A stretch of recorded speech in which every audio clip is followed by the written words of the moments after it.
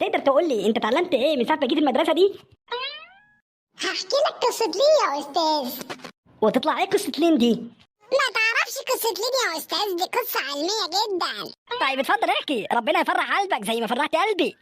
كان في واحدة زمان بتحلم إن ربنا يرزقها ببنت وتسميها لين، لأنها بتحب اسم لين قوي، وللأسف خلفت ولد، ومن حبها الشديد لاسم لين قام سمت ابنها لين. ولما ابنها لين كبر عايز يتجوز، كل ما يتقدم لحد يترفض بسبب اسمه. وبعد مرور عدة سنين أصيب الملك اللي البلد هو فيها بمرض تشقق في رجله. فالملك اللي أصيب بمرض تشقق في رجله قال هيعمل مسابقة، واللي هيخترع علاج يعالج فيها رجله هيجوزه بنته. فاشترك لين يا أستاذ في المسابقة، واخترع علاج بالفعل وكسب المسابقة. فأصبح الناس يهتفون في كل مكان فاز لين فاز لين.